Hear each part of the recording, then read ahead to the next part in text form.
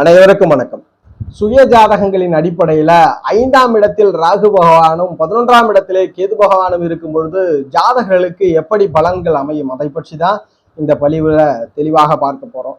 5ஆம் இடம் அப்படின்றது ஒரு மனிதனுடைய 3 காலங்களையும் உள்ளடக்கியது தான் இந்த 5ஆம் இடம். என்ன மாதிரியான பலன்கள் இருக்கிறது என்றால், ஒரு ஜாதகருடைய பூர்வ புண்ணிய பாவம், முன்னோர்களை பற்றி சொல்லக்கூடிய பாவமும் இந்த 5ஆம் இடம் தான். நிகழ்காலத்திலே ஜாதகருடைய மகிழ்ச்சியை உறுதிப்படுத்தக்கூடியதும் இந்த 5ஆம் இடம் தான்.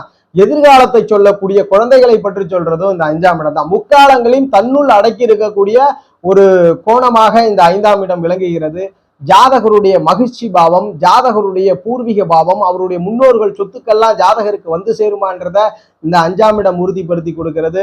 அதுபோல் அவருடைய குழந்தைகள் சமூகத்திலே எப்படி இருப்பார்கள், ஜாதகருடைய என்டர்டைன்மெண்ட் விஷயங்கள், இயலிசை நாடகங்களின் மீது ஆர்வம், விளையாட்டுத் துறையின் மீது ஆர்வம், ஒரு ஸ்போர்ட்ஸ் பர்சனா இருக்கிறது.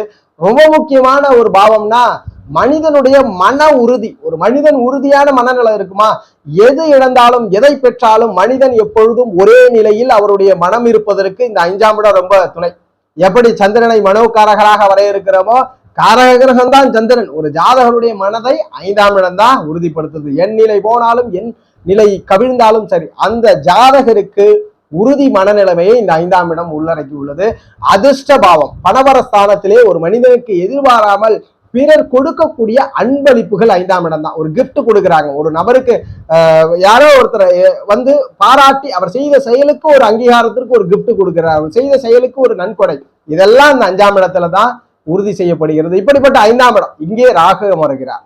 அதுபோல நேர் எதிராக, ராகுக்கு நேர் எதிராக 180 டிகிரி கோணத்தில் கேது அமர்ந்திருப்பார் 11ஆம் இடத்துல. 11ஆம் இடம் என்ன வரை இருக்கிறதுனா ஒரு மனிதனுடைய லாபபாவம், இதுவும் பணபரஸ்தானம். 2 பணபரஸ்தானங்களை இந்த ராகு கேதுக்கள் தொடர்பு கொள்றார்கள். 11ஆம் இடம்ன்றது ஒரு மனிதனுடைய உபஜய பாவத்துல லாபபாடம். அவர் என்ன செய்கிறாரோ அந்த செயலில் கிடைக்கக்கூடிய லாபத்தை இந்த 11ஆம் இடம் உறுதிப்படுத்துகிறது. அதுபோல மறு திருமண அமைவுகளை இந்த 11ஆம் இடம் உறுதிப்படுத்தி சொல்கிறது. ஜாதகருக்கு செகண்ட் மேரேஜ் போன்ற விஷயங்கள், மூத்த சகோதர சகோதரிகளை எப்பொழுதுமே ஒரு குடும்பத்துல ஒரு பெரிய மனிதர், பெரிய அண்ணனோ அக்காவோ இருக்கிறாங்க அப்படின்னா அடுத்து பிறக்கக்கூடிய குழந்தைக்கு ஒரு ஒரு லாபம். ஏன் லாபம்னா அவர்கள் இவருக்கு வாழ்க்கையில பெரிதும் பயன்பெறுவார்கள். அதனாலதான் லாப பாவத்துல மூத்த சகோதர சகோதரிகளை ஜோதிடம் வைத்துள்ளது.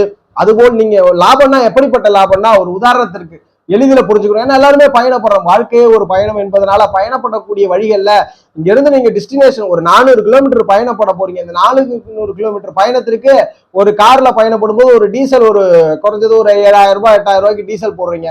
ஒரு உதாரணத்திற்கு சொல்றோம், இதை முகமைப்படுத்த வேண்டாம். இடையில் ஒருவர் அமர்ந்து கொண்டு நானும் வரேன் எனக்கு கொஞ்சம் ஹெல்ப் பண்ணுங்க அப்படின்னு கேட்கிறாரு. நீங்க அதை ஹெல்ப் பண்றீங்க.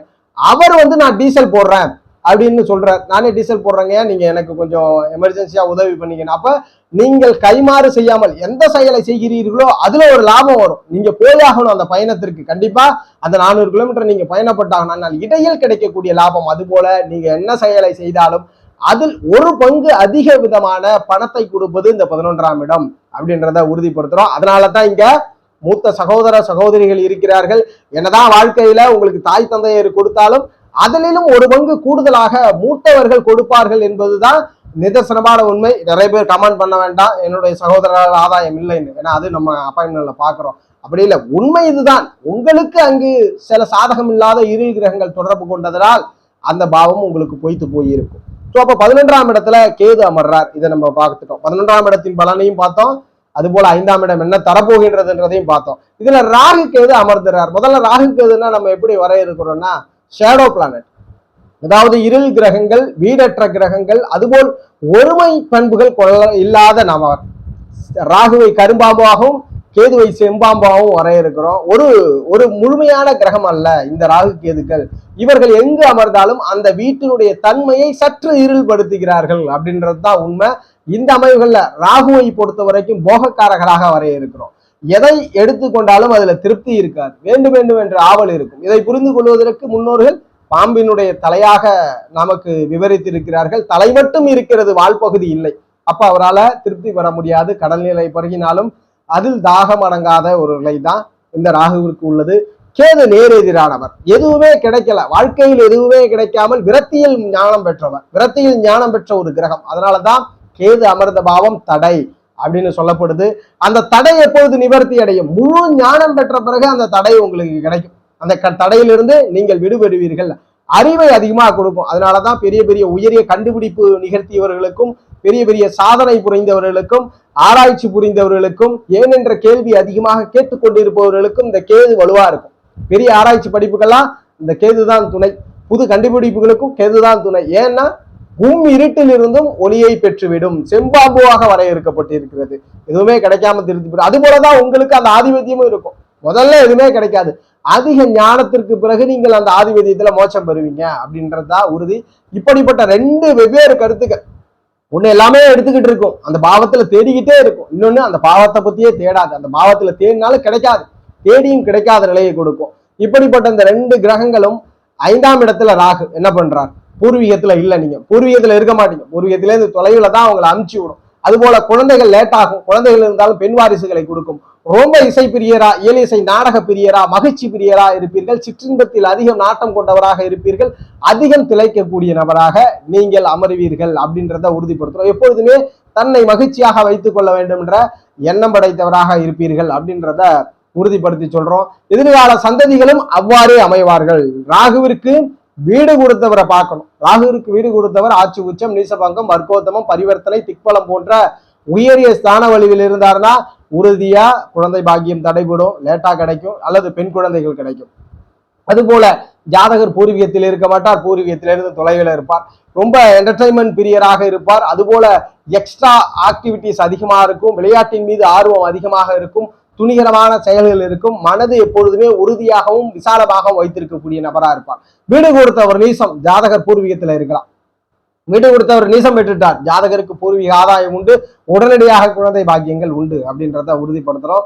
ஜாதகரும் நிறைய ஆராய்ச்சி பண்ணக்கூடிய நகராக இருப்பார். வீடு கொடுத்தவர் வலுக்கும் போது ராகு இன்னொரு விசேஷத்தையும் கொடுப்பார். அடிக்கடி அமானுஷ்யங்களை பற்றி ஏற்படுத்தி கொடுப்பார். 5ல ராகு அமர்ந்து இருள் தன்மை பெற்றவர்களை சொல்றோம். 5ல் ராகு அமர்ந்து சனி, செவ்வாய் அல்லது சூரியன் அல்லது அந்த வீட்டில் இருள் தன்மையில் இருக்கும் பொழுது அமானுஷ்யங்கள், துஷ்ட சக்திகள், இந்த பில்லி சூனியங்கள், ஏவல்கள் போன்ற எண்ண ஓட்டங்களில் அதிக நாட்டங்களை கொடுப்பார். இருள் தன்மைக்கு அதிக நாட்டத்தை கொடுப்பார். அதே ராகு சுபரோட தொடர்புல இருக்கும் பொழுது இறை நம்பிக்கை, இறை சிந்தனைகள், பிரபஞ்ச நாலேஜ், ஏதோ ஒரு இல்யூஷன், ஜாதகருக்கு ஒரு மனதில் ஒரு எண்ண ஓட்டங்கள் ஓடிக்கொண்டே இருக்கும். கற்பனைகள் அதிகமாக இருக்கும். கண்டுபிடிப்புகள் மீது அதிக ஆர்வங்கள்லாம் கொடுக்கும். எப்பொழுதுமே ராகு கேதுக்கள் இருள் கிரகங்களோடு தொடர்பு கொள்வது ஃபேவர் அல்ல, ஒளி கிரகங்களோடு தொடர்பு கொள்றதுதான் ஃபேவர் கொடுக்கும். அப்ப 5ஆம் இடத்துல ராகு கண்டிப்பாக ஸ்தான வலுவை பெற்ற கிரகத்தோடு ஒளி பொருந்தினால் தூரதேச வாழ்க்கை, அங்கு புது பூர்வீகத்தை உருவாக்குவார். குழந்தைகள் இருக்கும், பெண் குழந்தைகள் ஆதாயத்தை அதிகம் கொடுப்பார். ராகுவிற்கு வீடு கொடுத்தவர் வலு குறைஞ்சிட்டார், நீசம் பெற்றுட்டார்னா பூர்வீகத்திலே இருக்கலாம், குழந்தை தடை இல்லை. எல்லா விதமான செயல்பாடுகளும் ஆதிபத்திய கிரகத்தை பொறுத்து அமையும். எப்படி 5ஆம் ஆதிபத்திய கிரகமோ அதை பொறுத்து அதை தகுந்தாற் போல கிரகம் அமையும். இப்ப 11ல கேதுவும் அப்படித்தான். வீடு கொடுத்தவர் வலுவாக இருக்கிறார்னா உறுதியா கேது தடை பண்றார், லாபம் கிடைக்காது. முற்பகுதி வாழ்க்கையில குறைந்த லாபம், பெரிதும் லாபம் இல்லாம பிற்பகுதியில் அதிக லாபத்தை கொடுக்கும்.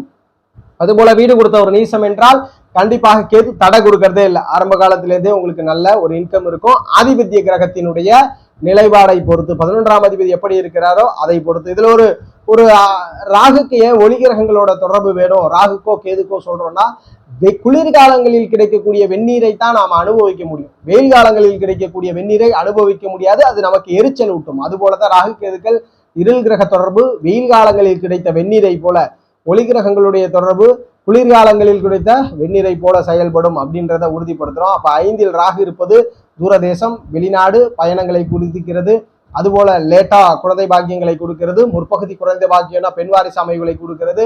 உங்களோடு இணையக்கூடிய துணைவர் 7ஆம் ஆதிபத்தியத்தை பொறுத்து ஆண் வாரிசுகள் அமைத்து கொடுக்கும்ன்றதை உறுதிப்படுத்துறோம். இயலிசை நாடக பிரியராக இருப்பீர்கள், மகிழ்ச்சி பிரியராக இருப்பீர்கள், ஆராய்ச்சி பண்ணக்கூடிய நபராக இருப்பீர்கள், முன்னோர்களுடைய இடங்களிலிருந்து வெகு தூரம் வசிக்கக்கூடிய நபராக இருப்பீர்கள். 11ல் கேது இருப்பவர்கள் முற்பகுதியில் குறைந்த லாபமும் பிற்பகுதியிலே அதிக லாபம் கொண்ட நபராக இருப்பீர்கள். உறுதியான லாபம், தொடர்ந்து கன்சிஸ்டன்சியா ஒரே மாதிரி ப்ராஃபிட் வரக்கூடிய தொழில்கள் உங்கள் வாழ்க்கையிலே அமையும், வேலைகள் உங்கள் வாழ்க்கையிலே அமையும். சகோதரர்கள் இருக்க மாட்டார்கள், மூத்த சகோதர சகோதரிகள் இருக்க மாட்டார்கள். கேதுவுக்கு வீடு கொடுத்தவர் வலுக்கும் பொழுதுன்றதுதான் உண்மை. உங்களுடைய சுய ஜாதகத்தில் நடப்பு தசாபுத்தி இந்த ராகு கேதுகள் தொடர்பு கொண்டு இருக்கக்கூடிய கிரகங்களை பொறுத்து சற்று பலன்கள் மாறுபடும். ஜோதிட ரீதியான தகவல் அல்லது உங்களுடைய சுய ஜாதகம் சார்ந்த சந்தேகங்களுக்கு ஸ்கிரீன்ல தெரிகிற நம்பரை தொடர்பு கொள்ளுங்க.